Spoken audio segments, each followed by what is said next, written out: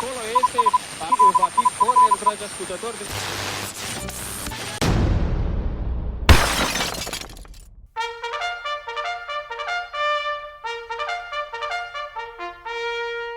Hello and welcome back to It Ain't Broke. It's the fun internet review show starring Ricardo Jackson and Don Juan Casua from Valverde. We are joint chiefs of staff of the nation of Valverde. Or I think the title changes every time we say it. I don't know. Anyway, we're here to talk about Hercules in New York, which I'm very excited about. Hercules! Yeah! It's, for some reason, people just seem to not know about it, which is really weird. It's Arnold Schwarzenegger's feature debut, and it's absolutely fucking mental. Well, it's Arnold Strong's. Oh, Arnold, yes, of course. Yeah, Bizarro Arnold. It's Arnold Strong's debut feature. In the vein of the Robocop video, Future Richard gives you this selection of Hercules in New York's best bits. My mother may have been a model, but you, sirs, my father, are gods. I will discuss this no further. Nobody will stop me. How dare you address such remarks to your father? It's easy. Why, you offensive puppy. Perhaps this will teach you respect for your elders.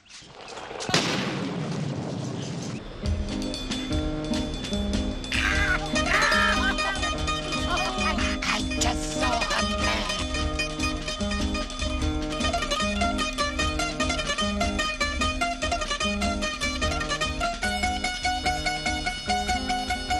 Perhaps he didn't understand you.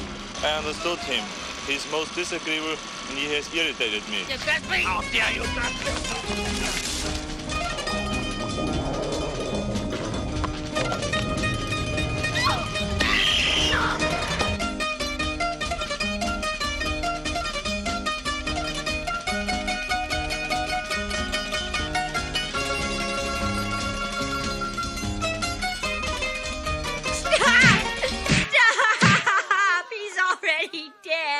So, I first saw her. In fact, I don't know where my copy might be on that pile somewhere. I can't be buggered to go digging because that would be unprofessional.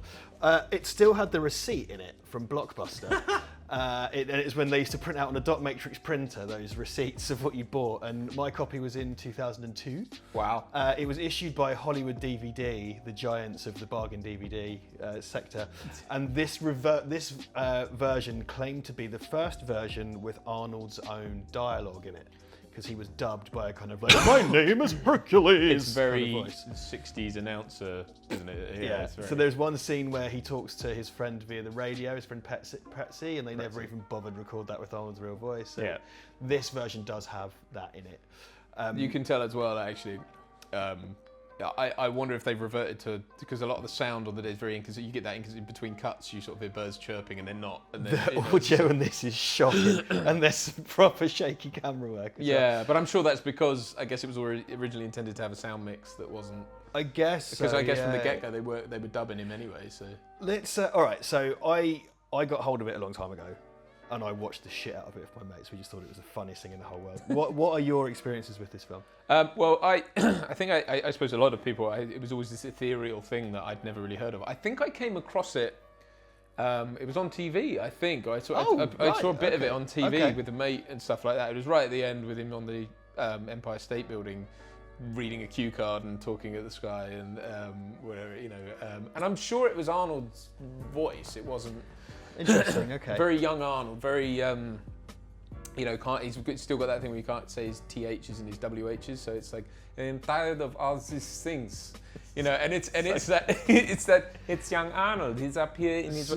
Arnold followed. This is go off on a voice tangent. Arnold kind of did the same thing that Al Pacino did, right? Where he kind of young. He's up here in the palate, you know. It's very nasal. That's it, and then all the Arnold gets done here, and it is fantastic, and he did this more, this thing. And Pacino, if you look at like Serpico Pacino as well, he's really like, you know, I can shoot you in the back, you know, just, and then, you know, obviously at some left fucking turn, he was like, ah! Like, it's almost like when you undo your pants. Like, it was like, it had his after pants 40 years. Yeah. I'm right up here, and then I undid my pants, and then oh wow! Duncan nailed something in his first impression. The first little bit of Hercules Arnold you did is that part of the joy of this, and there are many oh, joys. Yeah. but his delivery is straight up school nativity play level. Like kind of bored, atonal, just like Hercules. He says something. He goes like, "You're loud and bothersome,ome," or something. He calls him like You're bothersome. loud and bothersome. He does that thing. Where he goes, "Hercules goes where he wishes," and then how dare you? You have at one point he says, I'm sure he said like you have striked the mighty Hercules. He says striked. Striked. As instead of struck. Like, Yeah, and I think that the opening voiceover. Yeah. Is a run-on sentence that uses the word mystery twice. So it's like the mystery and the magic disappeared into a mystery. Yeah. It's typical of that sort of 70. I know it was shot in 69, came out in 70, but it typifies that very New York cheap as shit. Like, but it very much in the same vein as the Spider-Man show. Yeah, or like Same the sort kind of of the sort of pre-self-aware trauma stuff that Lloyd Kaufman was involved in is a very Right. similar thing. And Right. do you know what? I would even I can't believe I'm about to do this. I would even put it in a bracket with, say, like the kind of Abel Ferrara movies and the kind of like. And again, we've had this discussion about the kind of old New York that's not there anymore. And it's to say the movie The Exterminator is very, very much old New York, and it's set among the kind of crazy sleaze and stuff. And this is the reverse of that. So, like, it was shot in New York in 1969. I suspect very much that nobody got any permits to do anything. 'Cause it does feel kind of guerrilla. Yeah. Like, you can definitely feel like there's bits in Central Park and stuff where they were just filming and you know, weren't told to move on. I've let this run away a bit. Arnold Schwarzenegger plays Hercules. He falls out with Zeus and gets exiled to Earth. That's kind of it. And then he wrestles a bear and all this nut stuff happens. That's kind of it. It was shot in 1969. Arnold Schwarzenegger, I think, had a spell in the UK. He used to live here. Yep. And then went over to the States. So it's, I mean, this is obviously before Pumping Iron and stuff like that. It's a very young Mr. Universe Arnold who is billed as Arnold Strong, Mr. Universe. They dubbed his voice because you cannot understand it. There are whole lines that are just like, Yeah. and it's funny, like, because when he says things like "you striked me" and stuff like that, it's funny. Yeah. But there are other bits where you're just like, There's a lot also of like it's all gag driven, and there's also a lot of him taking his shirt off, and there's a conversation, I kid you not, between him and another character who comes down to try and bring him back to wherever, and he's like mid conversation, he's like, "I'm going to take a shower now," and he takes his shirt off, and then they finish their conversation in the bathroom before he has a shower. Yeah. It's he makes his titties dance, doesn't he? In one yeah, bit, he makes his pecs. He's always, yeah, it's like classic bodybuilding. It's that, yeah. It was, you know, they walk past a poster for a Hercules film, and he's like, "That is not Hercules." Yeah, it's another, And, like, he's an imposter. Like, whoosh, off with the shirt. Like, it. You could. I kind of look at it and I sort of think, is this a film told from the perspective of someone that has a severe mental illness? Because it's just like this. Do you know what it is? It's you know that sort of time. Director Brad Watson there losing it behind the camera.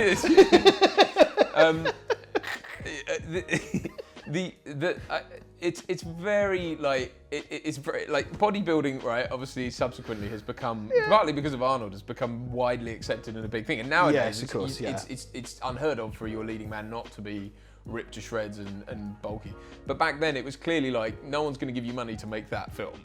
If you try and pitch the like, well, it's Hercules, but he comes to New York, and like, you know, and it's sort of like he's big and like he's strong. And yeah, and they bill him as Mr. Universe, like, because they've got Mr. Universe, so the shirt's going to come off, right? Like, yeah, and also there's a thing in it about him having his strength taken away at one point, in which he basically becomes like he's like a huckster, like he starts gambling, like Pretzi starts. I mean, it's not a great moral tale, but like Pretzi's like, I ain't got no money, I ain't got nobody know how.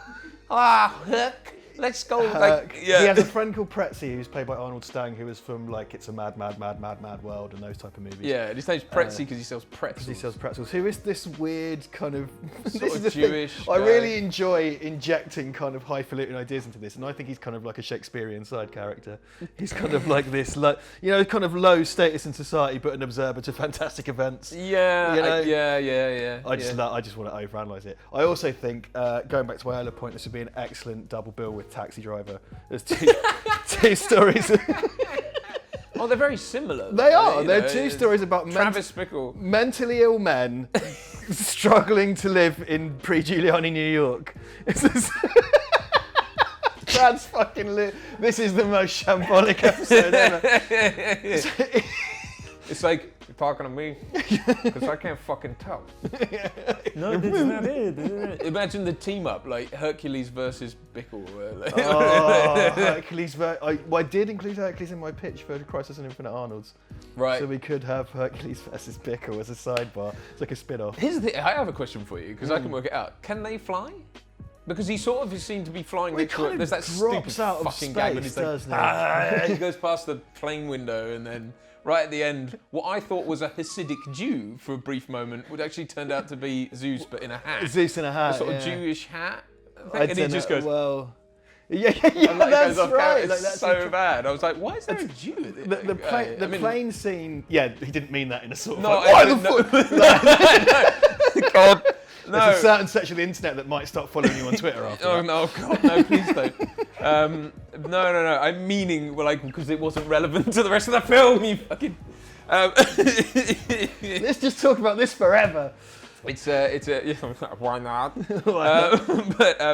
Yeah, it's very wildly inconsistent. But then why would you expect it? There are a few things going on in this. I mean, the first thing is that it's just your classic laughably bad thing. So me and my mates heard about it, and then it was released just off like 2002 or whatever. We found it in Blockbuster. It was like, holy shit. And it would be one that would just come out time and time and time again when we're drinking. Yeah. And then someone would come over and be like, mate, you've got to watch this.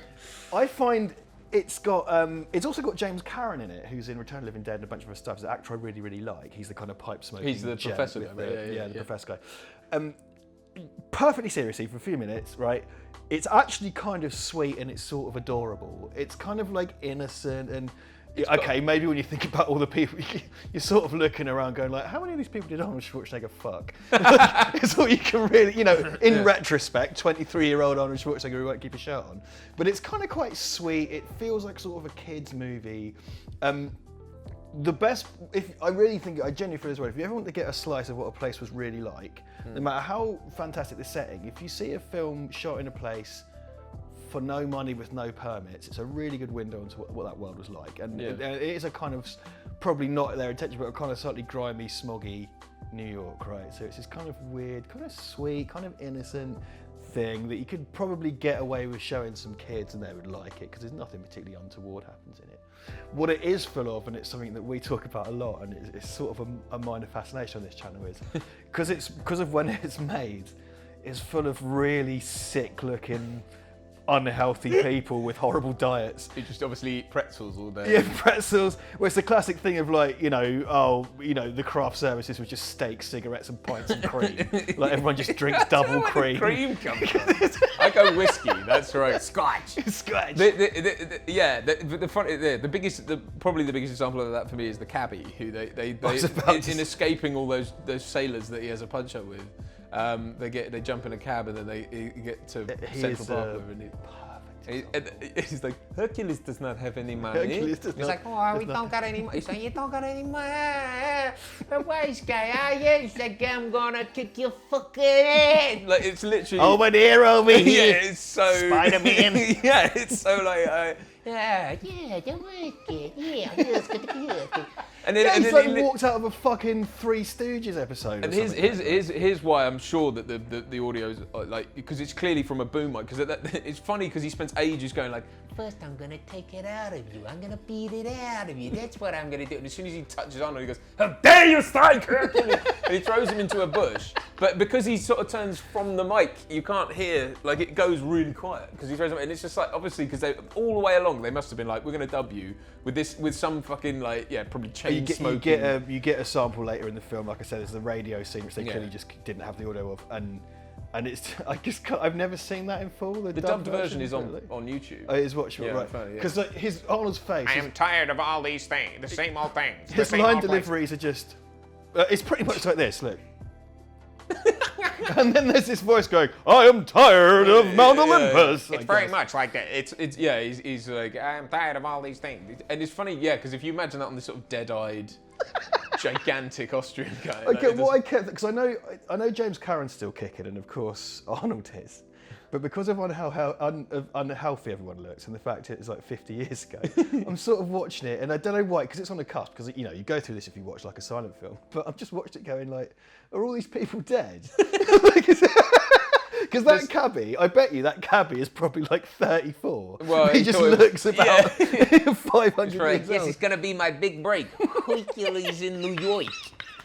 And it's I mean, the thing with it is, it's like this is something that no fucker would be talking about. Like the dickheads on the internet would not be talking about this if Arnold hadn't. And bear in mind, this is like 14 years before Arnold's breakout thing, right? It is mad. The gap is insane. Yeah. Because he had his bodybuilding career, obviously. Yeah. But like he was back after this. He was just the immigrant guy again, Yeah. kind of doing gyms and construction. It's madness. Yeah. But the other thing with this is okay. I'm going to lead into an important part of this film briefly, probably the most important part.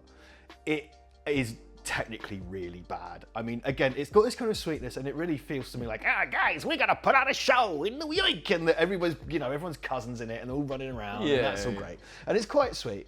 But like there are bits where the camera just like fucking shakes. Like there's a long shot and it just kind of goes like, and it just cuts away. And like you say, there's loads of kind of like, but Hercules, what are you? Because they turn away from the boom mic. Yeah. The sound mix is kind of like you say, it'll be like, it's like when you watch a student film with kids with like a handycam. It's like one of them's talking, you can hear like in the background, then it just cut. And it's just quiet, and it's like, I don't know, Hercules. Well, there's no Atmos, right? There's no kind of wild overlay. track. Yeah. Well, there's unfortunately too much wild track, but there's no sound mixing to be spoken of. It seems like it. And Oh, and speaking of sound, the composer obviously had stock in a old-timey classic Italian. Well, it's kind of Greek style, isn't it? Is it Greek? It's kind sort of of lute Greek playing. music. Kind of like, It's I think it's supposed to be kind of Greek, and that's all it is, over and over and over, and it's kind of modern Greek, I guess. And it just made me think, like, if I was turning away, I'd think I was watching some kind of brain-damaged remake of Snatch. Like, it's got like, ding, ding, ding, ding, ding, yeah, ding, ding, ding, sounds. Yeah, it doesn't. Yeah. Well, I was leading in. You know what nemesis means? Freedom for the pigs, Yeah, it's a righteous infliction of righteous. It fucking sounds like not Roger Rabbit, Bugs Bunny. Bugs Bunny. Yeah. There is a pretty astonishing. I'm gonna call it a special effects sequence when Arnold Strong has to save his bow from a bear, and future Richard will have put that in the montage, and I'm going to play some here because it's fucking amazing. So they get assaulted by a bear in Central Park when they're on a chariot ride, and I don't even know where to start. It's a man in a bear costume, and it appears that the head is slightly mounted off skew. It's a man in a bear costume from a costume shop, and not an expensive one. And the lead into it, here's another example. It's right. They're out riding along, and you just cuts to a cop car right near this. Dispatch. Escapee from the zoo. The zoo. 12,000-pound grizzly bear, roaming around. And it's like, and all that happens is he just goes there, and has a fight with a man in a bear costume. Bear costume. I got the thing, and the whole it kind of comes off as if, because of how it's Almost like they had no money. Well, it's almost like but when I watch it, I like to think that Arnold thought it was a real bear. Because it feels like he might kill the actor in the suit. He's properly going for it. It's like, ooh, yeah. It's a wonder. I do think, because I mentioned this to you earlier. There are two parallel things here, like the embarrassing early career misstep of Arnold Schwarzenegger and Sylvester Stallone. And Stallone, essentially did a porno. Yeah. And even in the kind of cut versions, you see his cock. And that's arguably still more dignified than at least in New York. I don't know, at least... Wrestling a man in a bear costume. Yeah, and just the general kind of thing. And like you say, there was the dude made Arnold Schwarzenegger was a millionaire before he was a star. He had made money from gyms and real estate and stuff by the like time that. he was I can't remember what age he said, it was 21, he was a millionaire, but he already, so I'm sure he wasn't that bothered. But like you say, it was a 14-year gap before between this and Terminator. Arguably, Conan was the breakout thing. Yeah, true. That's this Dino De Laurentiis. I love it when Schwarzenegger talks about his relationship with Dino De Laurentiis and does his impression of Dino De Laurentiis. He's like, Schwarzenegger. It's like this sort of Austrian doing a mock Italian accent. It's hilarious. Go look it up. But the Conan thing, I mean, but again, you watch those, they're sort of big budget versions of this in a way. They're not storytelling wise. There is that link because it's the kind of fantasy thing, and I think there is that because Schwarzenegger is so ridiculously extra human. Yeah. So you can't. Well, then it's not like you're going to put him in fucking a Ken Loach movie, is it? Like I would love to see Schwarzenegger in Kes or whatever. But he's sort of slowly deflated over and I think on purpose because he didn't want to be. I think as well to keep that because that was what we're seeing here is like peak bodybuilder Arnold, and you can't keep that up forever because you have to be in that sport. Yeah, for that and it takes its toll as well. I mean, it's not. There's Oh, you fucking look at the guy in this. It's ridiculous. There's no wonder he keeps taking his shirt off. It's the bit. It's just things like this is, again speaks to how gag driven it is. It's firstly things like he stops a forklift truck for no reason in the middle of the harbour. This is a fine horse, but there's a fine chariot. Where's the chariot? Oh yeah, it's a where are the horses? Where the horses? Where's the horse? Cut Arnold. See, I do quite like. My kind of little mental picture of this is like that's an example of something that just happened. Yeah, like, that wasn't in the script. But it's like just run up and like grab the. Where are the horses? But there's a bit where they walk through a park and there's some I don't know like a triathlon or whatever it is going on, and he just takes part. And he takes his shirt off to do a long jump, and he looks ridiculous, like all that mass running, like he just sort of runs, and it's like Clive James said, he looks like a condom stuffed with walnuts, and it's like it does look like that, like running. But and then it's obviously really cheap gags, like he jumps over the camera. Then we cut to all the people going, Wah! And then we cut to like him jumping back over the camera, and it's just like there are some odd those kind of stylistic choices. There's that one when he beats up all the guys at the dock. Yeah. And then the last guy is like, "Me, I'm your friend, see?" Yeah, they've just mounted his fist under the camera, and it's sort of it looks like Doom. It's just like waving his fist. Which takes up a whole sort of other thing if you think, It's odd to have gone first person for some reason in that, but they are. Quite groundbreaking, I'd say. Groundbreaking and experimental. But you can't be angry at it. That's the one thing I'll give it, is that you can't be mad at it. You can't look at it in a cynical way. I mean, like, it comes off as just this really sweet, perhaps wrong-headed thing. Yeah. And it is really entertaining to watch. Yeah. Like, I think it's better in a group. Like, it probably has to stretch where it's a bit boring, but like... To approach it like... Fucking what? Like, the fucking governor. It's like, look, it is a film you would never have seen if Schwarzenegger hadn't had that career, right? This would have been consigned to the annals of history. No, you wouldn't get the dub with his voice in it. You wouldn't have. It would just be some fucking thing that went on TV decades ago and everyone's forgotten about. Yeah. It would be a footnote in an IMDb page. It just wouldn't be anything. So you've got to approach it like that. But it is hilarious. Yeah.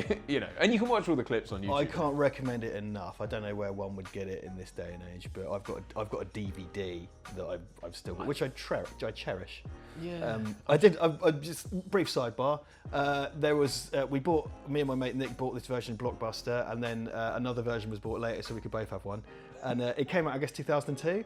And the version I've got has it's Hercules in front of the New York skyline, and the one that Nick got had the Twin Towers on it. Oh. But the one that I've got has had the. Is it literally chopped off? Yeah. Wow. It's kind of ironic because then it's like a stub, which is sort of representative of what happened almost. But it's just the Twin Towers have come out. So they Hollywood, those giants of British media, Hollywood DVD, clearly felt that it was worth censoring. Well, we don't want to offend anyone, said Badger from Badger. Mashed potato, Massey. Everybody knows Badger loves mashed potato. R.I.P. Bodger, never forget. Oi, hashtag never forget Bodger. He's left us now. Oh, Mousy. There was a character called Mousy. Yeah, Mousy. Yeah. And you could see. You are troublingly unconversant in Bodger and Badger lore. Verse. The Badger verse. The Badger verse. Badger versus Hercules. Oh, how are they going to? Well, that's why Henry Cavill's left Superman. He's going to be the new Bodger. Now the original Bodger's passed away. Okay. He's going to be. They're the going to new have to Bodger. CGI his. entire face. His entire face? Because he's not a badger. Yeah. Everybody knows you bleed. Well, I think... You dare to tell my mashed potato! This summer, Yeah. everybody knows he loves mashed potatoes. This summer, you will love mashed potatoes. Right, this has gone way off, but I believe we may have run out of things to say May about... have just about shot the shit. Might have just shot the shit out of this one, particularly because we dipped into a theoretical Zack Snyder-led Badgerverse, which hashtag Badgerverse, hashtag RIP Bodger, hashtag never forget. I'm going to wrap this up, Duncan, if you approve. Yeah, I don't really know. Apart from just doing more Arnold. The mood has suddenly turned into, I think we're done here.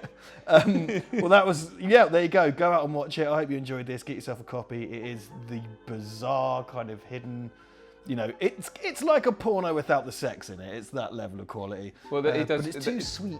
It's too nice. There is talk of lovers in it. At one point he goes, "Do I love us?" And he goes, Oh, yeah. "Apologise now!" And he's like, "The tribute." He's got that gap in his... Anyway, it doesn't matter. I'm just more obsessed with him and like looking at what This he is was like. I mean, it's a weird... great thing to autopsy because it's a Yeah. weird little frozen moment in time where he, to the popular consciousness, did not exist. Do you know one thing occurred to me is like, I think he provided his own costume for a lot of it because it's like when he has to wear a suit, it's a very nice suit. If you look, it's a nicely tailored suit, and there's no way they'd have the budget On to that make budget, him a suit.